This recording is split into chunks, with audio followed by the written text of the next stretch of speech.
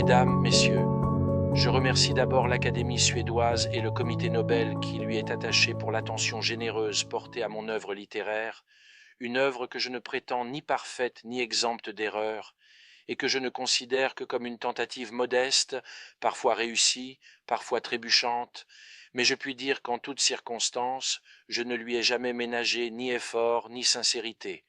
Je rends en même temps un hommage sincère à l'art du roman, cet art qui m'a permis d'exprimer ma personne, mes préoccupations, ma vision de la vie et des hommes. Je suis heureux d'avoir été un de ses fils, et plus heureux encore d'avoir pu ajouter, si humblement soit-il, une pierre à son édifice majestueux. Mesdames, Messieurs, je suis né au Caire, dans le vieux quartier de Gamaleya, d'un père fonctionnaire et d'une mère au foyer. Ma naissance coïncidait avec les débuts du XXe siècle. Ma vie a donc eu l'âge de ce siècle dont nous vivons aujourd'hui les dernières années. J'en ai traversé les grands événements, connu ses guerres et ses désastres, comme ses joies et ses accomplissements. J'ai grandi dans le giron de la Révolution de 1919, ce vaste soulèvement populaire qui redonna souffle à un peuple après la mort, qui porta haut les slogans de liberté et d'indépendance et qui fonda la Constitution de 1923. Cette révolution a profondément marqué ma conscience et façonné ma pensée comme ma sensibilité.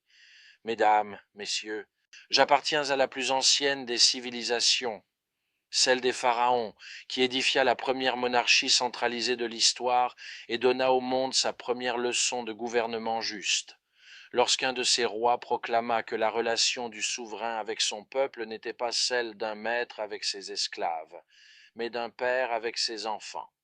L'histoire a immortalisé ce roi équitable dans les papyrus vénérables, vieux de plusieurs millénaires. Puis vint la civilisation copte, suivie de la civilisation islamique, offrant ainsi à l'Égypte un exemple unique de continuité et de fécondation culturelle. Dans la civilisation islamique, l'humanité a pris la valeur de la tolérance, de la justice, de l'exaltation de la raison et du savoir. Le prophète a dit « Ceux qui vous ont précédés ont péri parce que, lorsqu'un noble parmi eux volait, ils le laissaient impuni, mais lorsqu'un faible volait, ils lui appliquaient la peine. Par Dieu, si Fatima, fille de Muhammad, volait, je lui couperais la main. Par cette justice, notre civilisation s'est édifiée. Par ce savoir, elle a rayonné. Par cette foi, elle s'est affermie.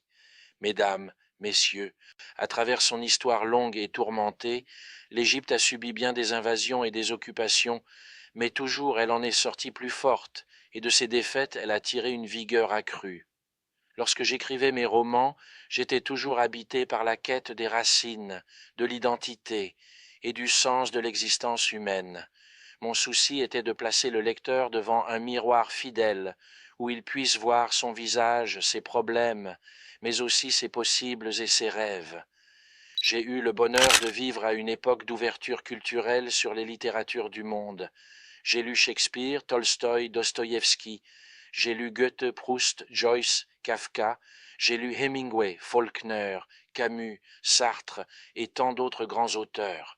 Leurs expériences ont profondément enrichi la mienne, sans que je perde pour autant ma singularité ni mon identité nationale et arabe.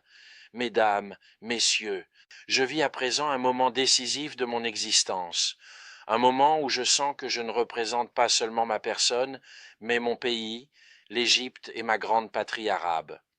En recevant ce prix, je le reçois au nom de millions de pauvres, de déshérités et d'opprimés de notre monde arabe, qui aspirent à un jour où régnera la justice sociale, où triomphera la paix, où la voix de la raison l'emportera sur celle des canons. Notre monde d'aujourd'hui, à l'orée du XXIe siècle, a plus que jamais besoin de se souvenir des leçons du passé, de méditer les expériences de l'histoire, et de comprendre que la véritable civilisation ne se bâtit ni sur la contrainte, ni sur l'exploitation, mais sur la justice, la liberté et la fraternité.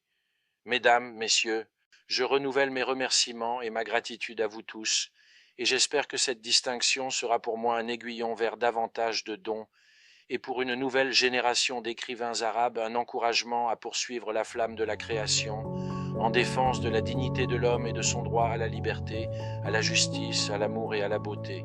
Je vous remercie encore une fois.